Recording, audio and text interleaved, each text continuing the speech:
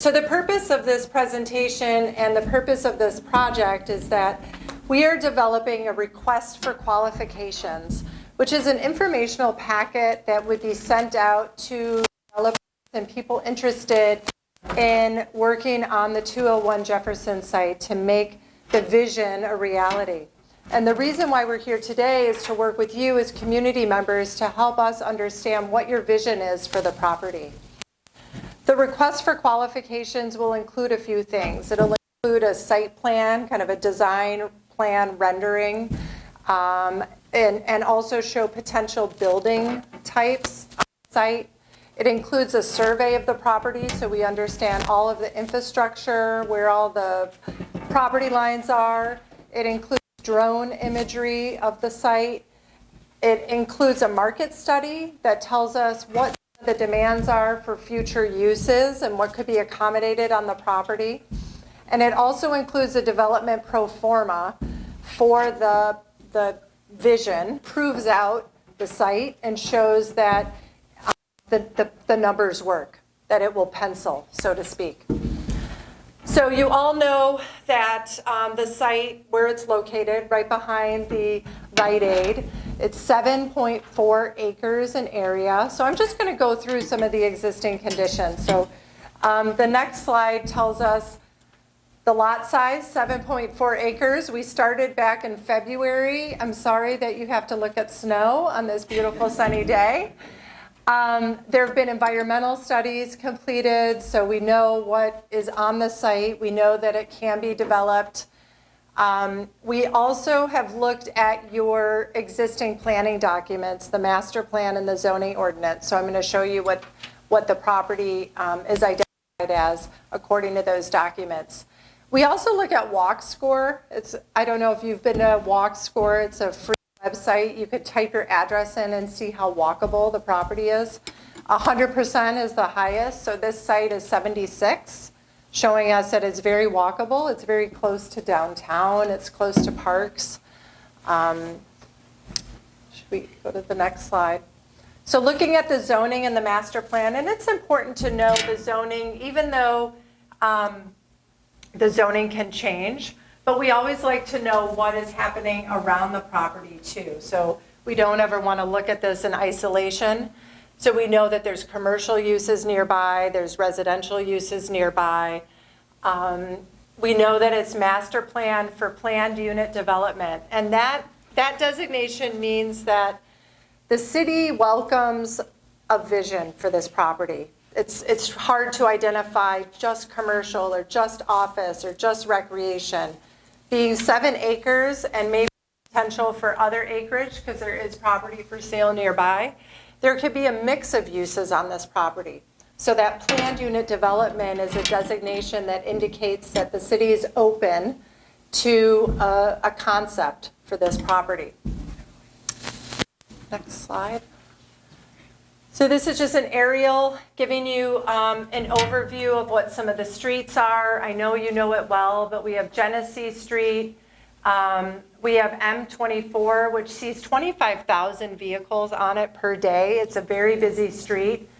Our site is set back from that, but there is a lot of visibility because of the location of this property. I think it's also important to look at the other residential streets nearby. So Harrison, Jefferson, when you look at historic parcel or lot maps of this area, you can see that it was once platted as a residential neighborhood. Recreation is also an important component. We know that the city is really proud of its park system, proud of the trail system you have, the dirt bike trail, we heard a lot about that. Farmers Creek is a great asset as well, and it's very close to this property, as well as the Mount Hope Cemetery. Now, some might think, oh, why would you want to highlight a cemetery?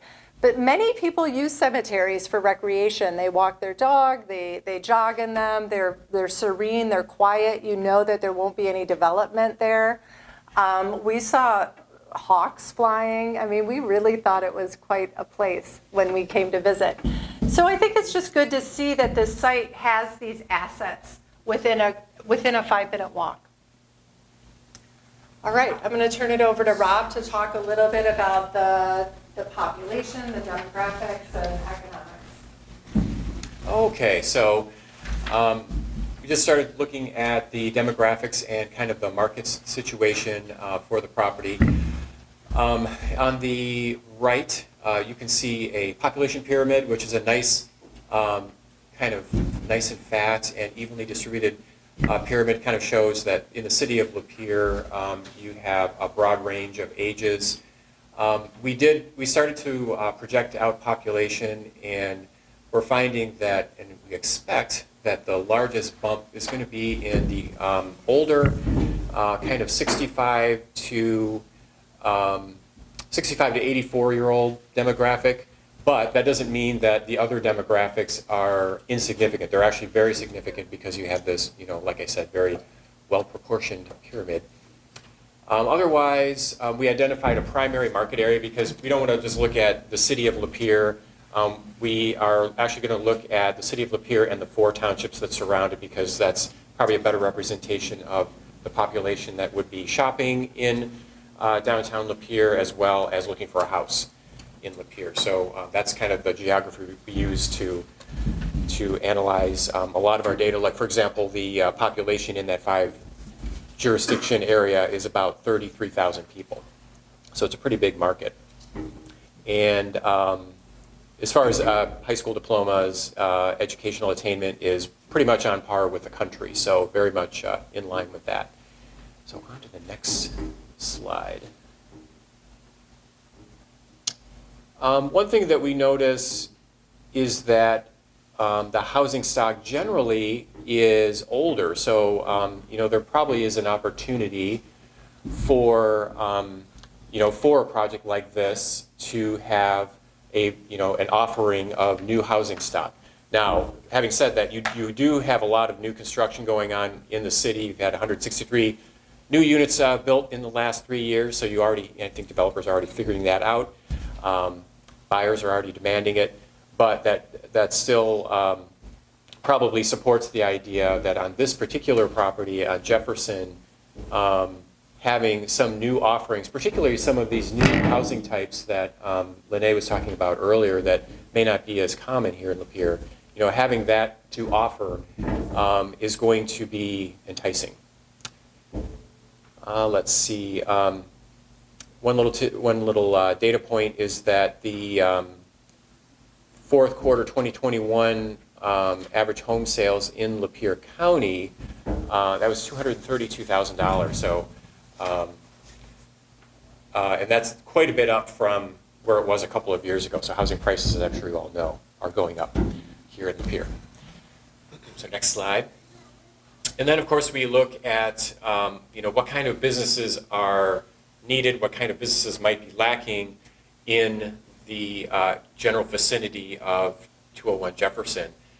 Lene, by the way, she mentioned the walk score, and that is a pretty important metric. A lot of retailers look at that. Anything above 70 is attractive, and anything above 80 is the kind of walk score that a lot of chains are looking for. Not that you're necessarily looking to attract a lot of chains, but retail chains really love 80. They like 70 and they love 80. So just kind of a quick look at the 5-mile radius. Oh, I'm sorry, is there a question?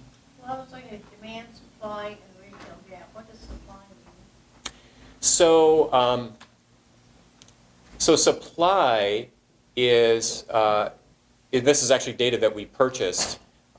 This is how many dollars exist, or annual sales that exist within a 5-mile radius of the site for that particular category. So according to the source, which is Data Axle, they are saying that there are stores that are selling about $4.1 million in furniture within a 5-mile radius of the site.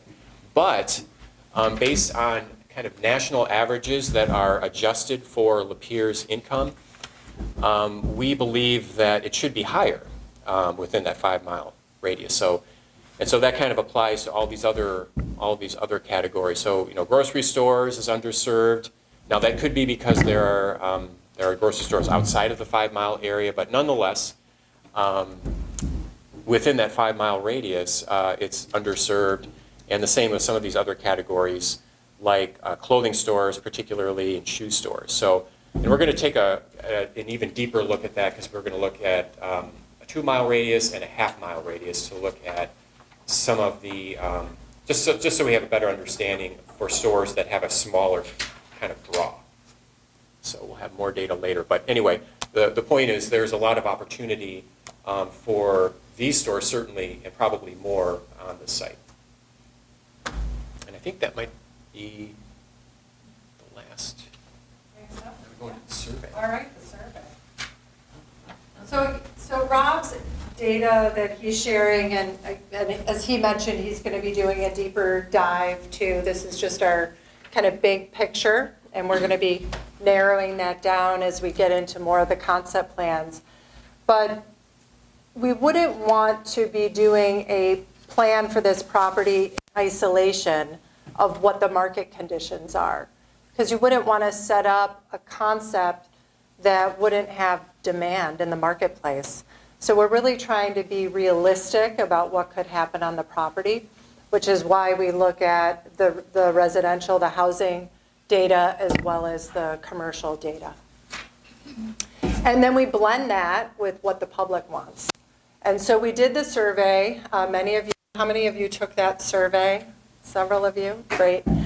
So we had 317 responses, which is a great response number, certainly more than we anticipated. We were shooting for 100, so it was great to see how many people responded, and we really appreciate all of your support with that, and thank the city for pushing that out.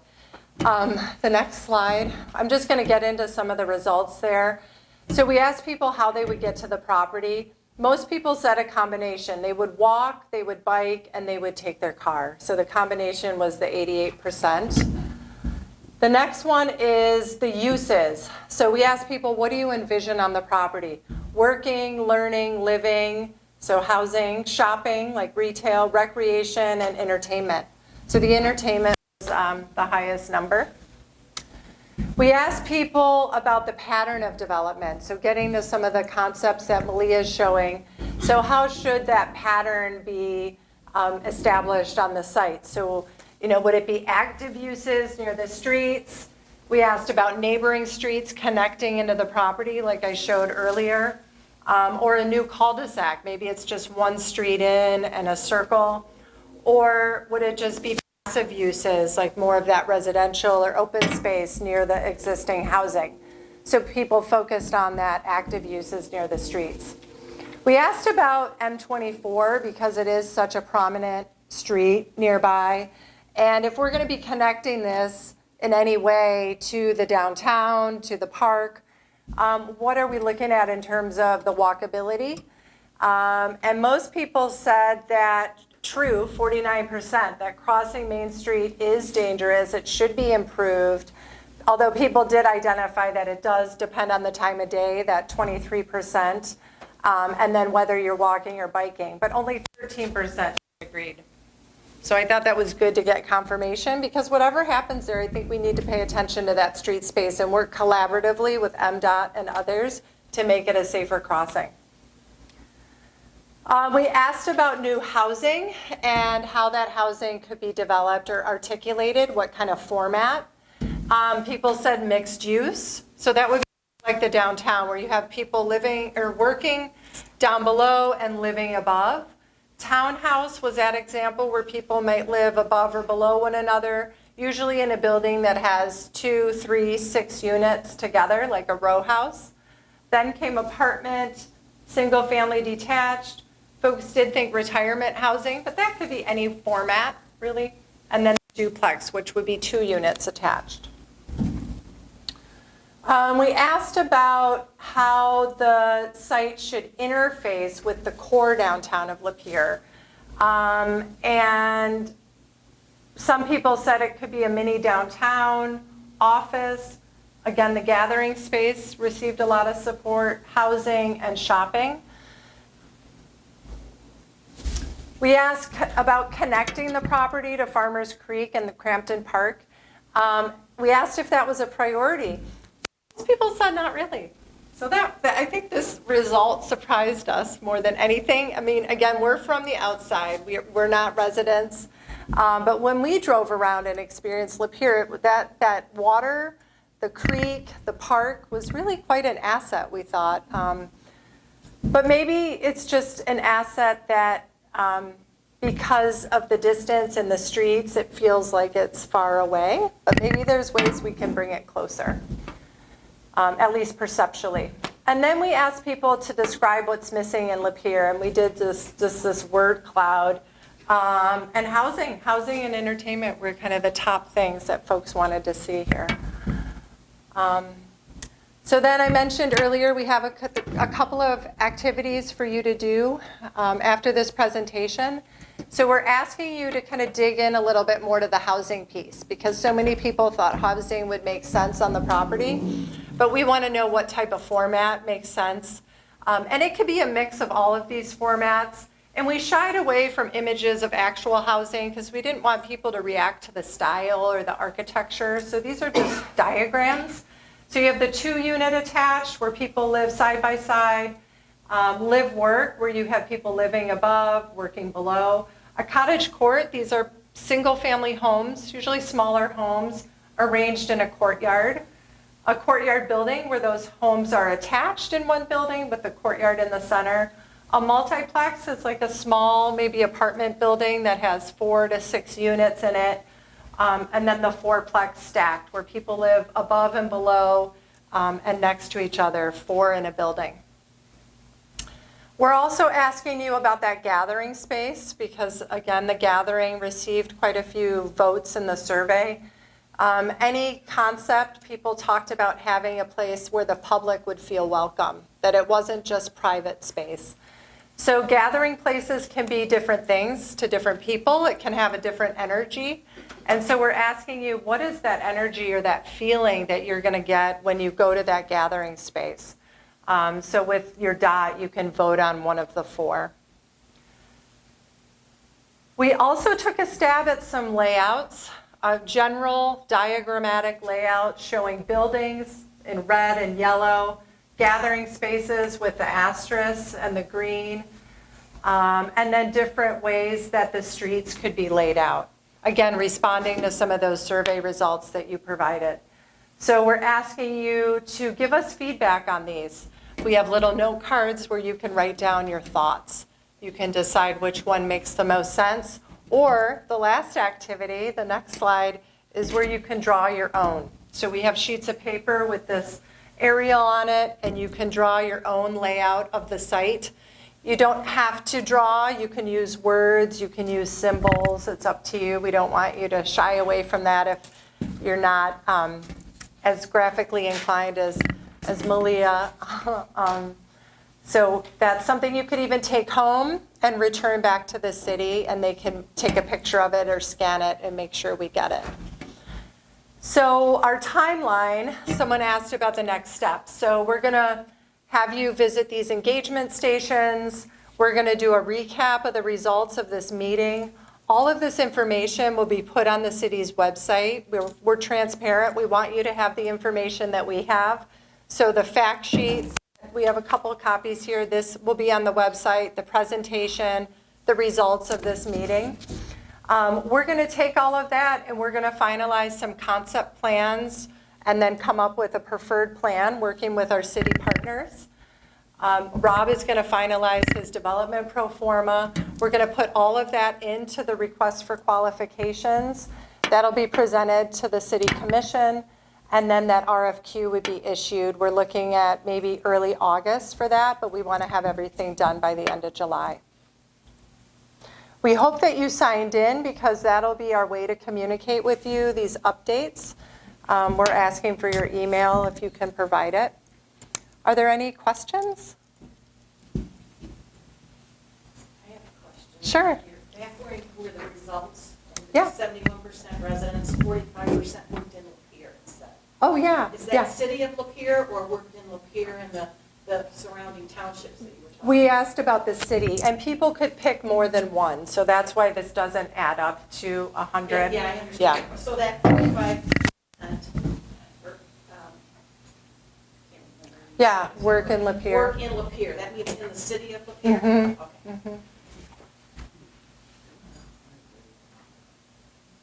Okay. Yes? At this stage, well, our inventory of homes and architecture are older. Yes.